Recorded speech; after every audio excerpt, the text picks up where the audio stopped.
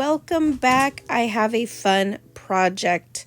I am using this really cute Suitcase Shadow Box, and I'm going to create a fun little suitcase shaker, and these are all the dies that come with it. It is a kind of an intimidating looking die, but once you cut all the pieces out, it just works perfectly. I'm using the here and there from crate paper, and I have not used this. I think I've used one or two pull apart cards, something that I can easily take out, something that said adventure, something like that. I haven't used the papers, so that's what I'm going to do with that. I've already gone ahead and cut the suitcase, all the papers. I have a hard time picking the perfect papers that would coordinate, and that's my biggest struggle with cutting with paper collections. And I've gone ahead and pretty much done all the pieces. This was going to be a shaker box, and halfway through it I ended up changing it. It comes with all the belts, the buckles, the flaps to cut a little banner. It's really cute, and I just don't know what this piece is for. I have to go and see some videos. I'm a bit lost with that piece, but I've already gone ahead and cut this, and like I said, halfway through I end up changing what I was going to make. In my head, I was thinking of making a shadow box and making it a shaker front, and I've seen so many beautiful projects with this die. I encourage you to check out that hashtag ScrapDiva Designs here on YouTube as well as Instagram. So many creative designers have made this beautiful, amazing. So many florals. It's just, this little die is so versatile with so many different things. I love it. So I'm trying to figure out, I haven't put this together. This is the first time I was using it, and I was trying to figure out what I was doing. So this is, you can see my thinking process, the way I put things together. Finally, I thought I'm going to make it into a scrapbook, and I was going to figure out how to make the pages. So I went ahead and cut what would be the inside of this book, because originally it was going to be a shaker box. So I went ahead and did cutting of the inside pieces. It was basically just doubled up two of the exactly the same pieces just for the inside, and that's what it's going to look like. On the side, you can see I have some pages already cut up, and I'm going to assemble this. So I'm putting in this middle piece, making sure that I burnish every fold that there is on that die, because I do want it to fold perfectly. And I'm adding the covers, front and the back. I also have the pages, like I said, on the side, but I've also cut another strip of that middle part. And I'm going to show you how I made little hinges right here. I cut the pages, making sure that they are in the right direction. So the reason I'm using this bottom die is because it already comes with the length of the pages. I'm folding the tiny sides that come already with a perforated edge. There we go. However, now I'm going to fold this entire thing in half. Folding it in half and then cutting it right down the middle. I'm going to cut it and insert one of these pieces between the two pages.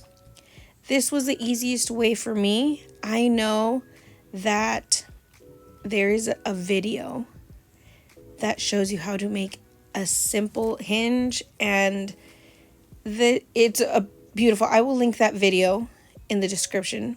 It's by the Pink Tape, Marissa, the Pink Tape. She has a beautiful suitcase that is that shows you how to do a hinge using this same little die right here. And if that's easier for you to create something like that, go for it. This is me thinking on the fly. Remember, I said that it was originally going to be a box, and then it turned into a scrapbook.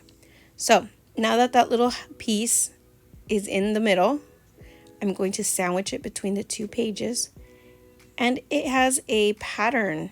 You could see it right there. One of the mistakes I made was not making sure that the pattern piece was on the correct side. I wanted it to be able to be seen.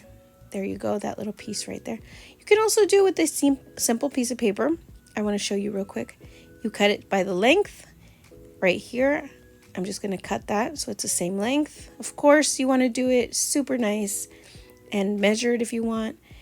Cut in half, and then I want to cut at an angle so it kind of mimics the die. You could see you can make it smaller. I'm going to cut it down just a bit.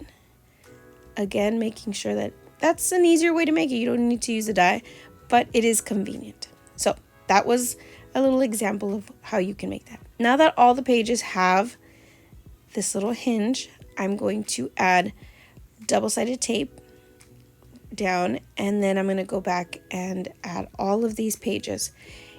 With the measurement that the dies come with, you can put in 3 pages. So that's what I'm going to do. See?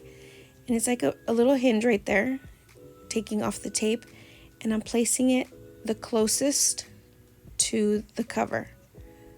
Butting it up. There we go. And down.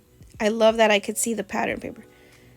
There you go. Now the next one, and this is the one I messed up. You can't see the pattern paper.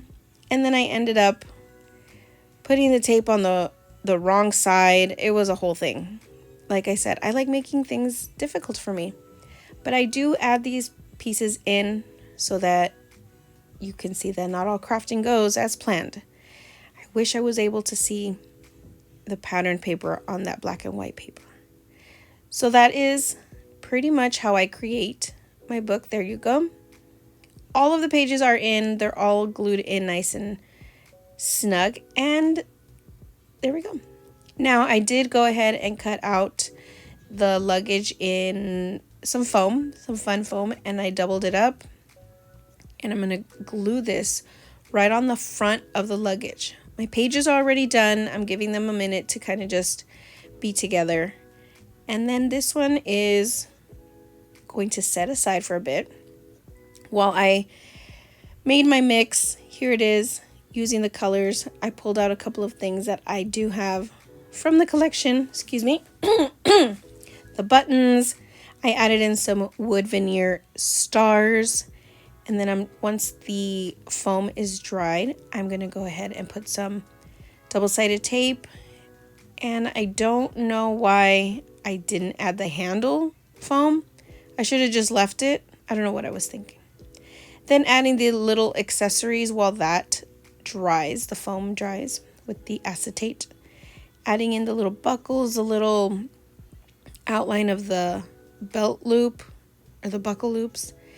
I've gone ahead, and this is later on, the next day, the next morning, because it started getting nighttime.